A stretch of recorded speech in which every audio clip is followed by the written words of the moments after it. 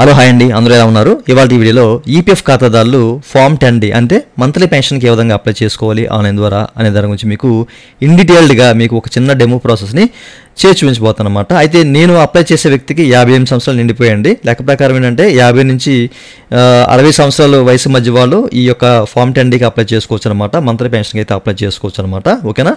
అయితే ఇక్కడ మనకి ఏజ్ బట్టి డిఫరెంట్ ఆప్షన్స్ అయితే కనిపిస్తాయి. ఓకేనా? సో 58 సంవత్సరాల లోపు వాళ్ళకి ఒకలాగా, 58 సంవత్సరాల తర్వాత వ్యక్తులకి ఒకలాగా, అట్లా కొన్ని డిఫరెంట్ ఆప్షన్స్ అయితే కనిపిస్తాయి అనమాట. అయితే 58 సంవత్సరాల ముందే తీసుకోవాలి పెన్షన్ అనుకుంటే కనుక సో దానికి సంబంధించిన ఒక పర్టికులర్ వీడియో అయితే ప్రీవియస్లో చేశాను.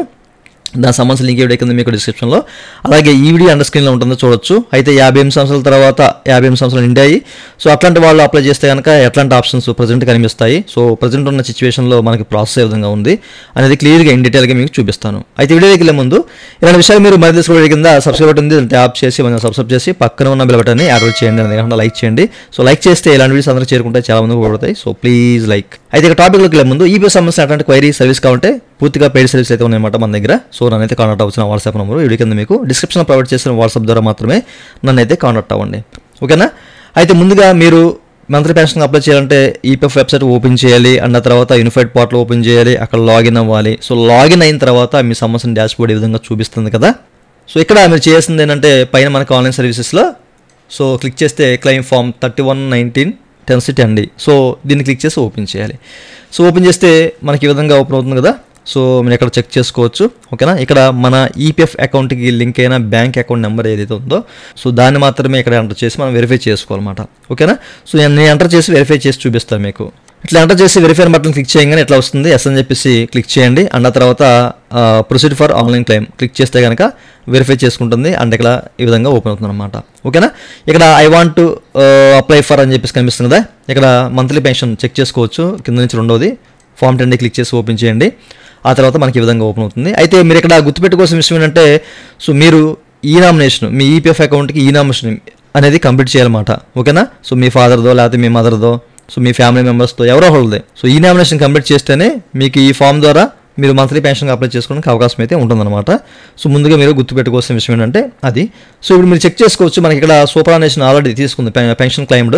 ఓకేనా? ఆ తర్వాత ఇక్కడ మనకి ఏంటంటే మీ దగ్గర స్కీమ్ సర్టిఫికేట్ ఉందా అని చెప్పేసి అడుగుతుంది అనమాట. ఉంటే మీ దగ్గర ఎస్ అని చెప్పేసి, లేకపోతే నో అని చెప్పేసి సెలెక్ట్ చేసుకోండి. ఉంటే ఎస్ అని చెప్పేసి సెలెక్ట్ చేసి అనుకోండి, అక్కడ ఆ స్కీమ్ సర్టిఫికేట్ అనేది ఏ స్టేట్ది, ఏ ఆఫీస్ది, అట్లా దానికి సంబంధించిన నెంబర్ ఏంటి అనేది అడుగుతుంది. సో అవి ఎంటర్ చేయాలి మస్ట్ అండ్ షుడ్గా. మీకు స్కీమ్ సర్టిఫికేట్ పైన ఉంటాయి. సో వాటి ప్రకారం ఏంటంటే అక్కడ ఎంటర్ చేయాలన్నమాట. లేకపోతే నో అని చెప్పేసి వదిలేయండి. ఆ తర్వాత మనకి ఏంటంటే ఇక్కడ డిఫర్డ్ పెన్షన్ అని చెప్పేసి కనిపిస్తుంది సరే. సో ఇక్కడ నేనైతే నో అని చెప్పేసి అయితే సెలెక్ట్ చేసుకున్నాను. సో డిఫర్డ్ పెన్షన్ అంటే ఏం లేదండి. సో మీరు అంటే ఇప్పుడు మనకి ఈ వ్యక్తికి 58 సంవత్సరాలు నిండిపోయాయి కదా, అంటే ఎక్కడి నుంచి ఇతను పెన్షన్ తీసుకుందాం అనుకుంటున్నాడు. ఓకే, అందుకని చెప్పేసి నో అని చెప్పేసి ఇక్కడ నుంచి సెలెక్ట్ చేశాను. లేదు మీరు 59 సంవత్సరాలకో లేకపోతే 60 సంవత్సరాలకు తీసుకోవాలంటే కనుక ఎస్ అని చెప్పి సెలెక్ట్ చేసుకున్నాను అనుకోండి.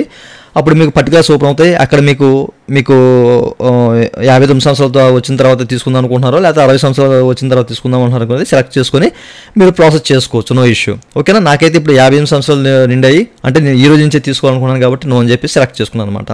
లేదు మీకు మీ వయసు 57 సంవత్సరాలకో లేకపోతే 56 సంవత్సరాలు 50 సంవత్సరాల నుంచి మీకు ఉంది అంటే లెక్క ప్రకారం అంటే ఇంతకుముందు చెప్పాను కదా మీకు, మీ వయసు 50 సంవత్సరాలు నిండిన తర్వాత నుంచి మీరు పెన్షన్ అయితే అప్లై చేసుకోవచ్చు. ఇన్ కేసు మీ వయసు 50 లేకపోతే 52 53 ఉందనుకోండి, అప్పుడు మీకు రెడ్యూసింగ్ పెన్షన్ అని చెప్పేసి ఒక ఆప్షన్ కనిపిస్తుంది అనమాట వీటిల్లో. ఓకే, సో దాని ప్రకారం మీరు ఆ రెడ్యూసింగ్ పెన్షన్కి ఎస్ అని చెప్పేసి సెలెక్ట్ చేసుకొని సో ఆ డేట్ని సెలెక్ట్ చేసుకొని అక్కడి నుంచి మీరు మూవ్ అవ్వాలి. ఓకేనా? సో ప్రాసెస్ చేయాలన్నమాట. ఓకే, సో ఇది 58 సంవత్సరాల లోపు ఉన్న వాళ్ళకి అట్లా రిడ్యూసింగ్ పెన్షన్ అని చెప్పేసి అడుగుతుంది. అయితే మీకు 58 సంవత్సరాలు నిండిపోతే కనుక అట్లాంటి ఇవేం అడగదు, జస్ట్ డిఫర్డ్ పెన్షన్ అడుగుతుంది అనమాట. అంటే లేట్గా మీరు తీసుకోవాలంటే కనుక అది కూడా తీసుకోవచ్చు అనమాట. ఓకేనా? 59 సంవత్సరాలకి 60 సంవత్సరాలకి ఓకే ఎస్ అని చెప్పేసి సెలెక్ట్ చేసుకుంటే, నాకైతే ఎప్పటి నుంచే కావాలి కాబట్టి నో అని చెప్పి సెలెక్ట్ చేసుకున్నాను. అండ్ ఆ తర్వాత కింద నా సంబంధించిన ఫ్యామిలీ డీటెయిల్స్ అన్నీ కనిపిస్తాయి, ఎవరైతే నామినేట్ చేశానో సో చెక్ చేసుకోవచ్చు. ఆ తర్వాత ఇక్కడ మన అడ్రస్ మనం అంతా ఫిల్ చేయాలి. ఈ విషయాలు మీరు గమనించాలి. ఓకేనా? సో ఈ పర్టికులర్స్ అన్నీ కూడా నేను ఫిల్ చేసి చూపిస్తాను. నేను నా సంబంధించిన అడ్రస్ అంతా ఫిల్ చేశానండి. ఆ తర్వాత కింద చెక్ చేస్తే కనుక బ్యాంకు డీటెయిల్స్ అనమాట. ఓకేనా? మీరు ఇక్కడ చెక్ చేసుకోవచ్చు. మన ఈపీఎఫ్ అకౌంట్కి ఏదైతే లింక్ అయిందో బ్యాంక్ అకౌంట్ అది మాత్రమే ఇక్కడ చూపిస్తుంది అనమాట.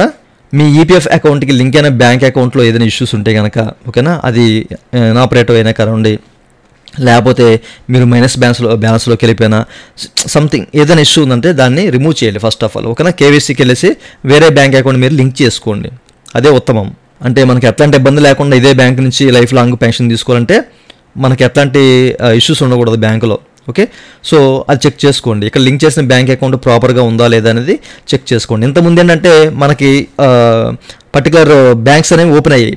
ఓకేనా, 4-5 బ్యాంక్స్ మనకి ఈ యొక్క ఈపీఎఫ్ఓ డిస్బర్స్ చేసే పెన్షన్ డిస్బర్స్ చేసే బ్యాంక్స్ లిస్ట్ అయితే కనిపించేది.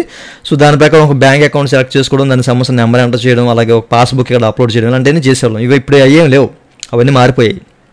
ఓకే, మీ ఈపీఎఫ్ అకౌంట్కి ఏదైతే లింక్ అయిందో ఆ బ్యాంక్ అకౌంట్తోనే మీరు ప్రాసెస్ చేయాలి. ఇంతకుముందు చాలా ఇష్యూస్ జరిగాయి అనమాట. పీఎఫ్ అకౌంట్ లింక్ అయిన బ్యాంక్ అకౌంట్ వేరే ఉండేది, మీరు ఇచ్చే బ్యాంక్ అకౌంట్ వేరే ఉండేది. సో దీని ద్వారా చాలా ఇష్యూస్ అనేవి జనరేట్ అయ్యాయి, ఈ ఫామ్ 10 అనేది పోయేది. ఓకేనా, రిజెక్ట్ అయిపోయేది. సో అట్లాంటి ఇష్యూస్ ఉన్నాయి కాబట్టి ఇవన్నీ తీసేశారు. బట్ ఇప్పుడు మీరు మీ ఈపీఎఫ్ అకౌంట్కి ఏదైతే లింక్ అయిందో బ్యాంక్ అకౌంట్ నెంబరో, సో దానికి మాత్రమే మీ యొక్క మంత్లీ పెన్షన్ అది క్రెడిట్ అవ్వడం జరుగుతుంది అనమాట. ఈ విషయాన్ని మీరు గమనించాలి. ఓకేనా, ఇదంతా మీరు చెక్ చేసుకోండి, అంతా ప్రాపర్గా ఉందా లేదా చెక్ చేసుకున్న తర్వాత మీరు కొంచెం కిందకి రండి. ఓకేనా, కిందకు వస్తే మనకు సంబంధించిన బ్యాంక్ డీటెయిల్స్ ఇవన్నీ కూడా క్లియర్గా కనిపిస్తాయి. ఓకేనా, సో ఇవన్నీ మీరు చెక్ చేసుకోండి. చెక్ చేసుకున్న తర్వాత మనకి చెక్ బాక్స్లు ఉంటాయి, ఈ చెక్ బాక్స్లో టిక్ చేసుకోండి. ఓకేనా, టిక్ చేసుకున్న తర్వాత గెట్ ఆధార్ ఓటీపీని క్లిక్ చేయండి. అండ్ ఆధార్ ఓటీపీ వస్తుంది మీ యొక్క ఆధార్ లింక్ అయిన మొబైల్ నెంబర్కి. సో వచ్చిన ఆధార్ ఓటీపీని ఇక్కడ ఎంటర్ చేయండి. ఎంటర్ చేసి వ్యాలిడ్ ఓటీపీ అని సబ్మిట్ క్లెయిమ్ ఫామ్ క్లిక్ చేశారంటే కనుక సో మీకు చెక్ సక్సెస్ఫుల్గా సబ్మిట్ అయిపోతుంది అనమాట. ఓకేనా, చూసారా? సో ఈ ఫామ్ కూడా మీరు దగ్గర క్లిక్ చేసి డౌన్లోడ్ చేసుకోవచ్చు. ఓకే, సో ఈ విధంగా మీరు ఈ మంత్లీ పెన్షన్కి అయితే అప్లై చేసుకోవచ్చు. మీరు బ్యాక్ వచ్చేసి మళ్ళీ మీకు సంబంధించిన స్టేటస్ అనేది చెక్ చేసుకోవచ్చు. ఓకేనా, ఇదేంటంటే మీకు 3 to 25 డేస్లో క్లెయిమ్ అనేది సెటిల్ అవుతుంది. సెటిల్ రిజెక్ట్ ఏదో ఒకటి వాళ్ళు మెన్షన్ చేస్తారు, అంతా ప్రాపర్గా ఉంటే సెటిల్ అవుతుంది, లేకపోతే రిజెక్ట్ అవుతుంది. ఎందుకు రిజెక్ట్ అవుతుంది అనేది కూడా వాళ్ళు చెప్తారు. సో దాని ప్రకారం మీరు సరి చేసుకుని మళ్ళీ మీరు ఫామ్ 10కి అప్లై చేసుకోవచ్చు, రీఅప్లై చేసుకోవచ్చు. ఓకేనా, చూసారు కదండి, మీకు క్లియర్గా అర్థమైంది అనుకుంటున్నాను. ఇంకా మీకు ఏదైనా డౌట్స్ ఉంటే వీడియో కింద కామెంట్ చేయండి. నన్ను కాంటాక్ట్ అవ్వాలంటే కనుక నా వాట్సాప్ నెంబరు ఈ వీడియో కింద మీకు డిస్క్రిప్షన్లో ఉంది, పెయిడ్ సర్వీస్ అయితే ఉన్నాయి, నన్ను అయితే కాంటాక్ట్ అవ్వచ్చు. So thank you for watching. జై Hind. It's time to look at the enemy. Look in the mirror if he is no friend to me. It's not working out, maybe it's the chemistry. It's time to break up so I can make a better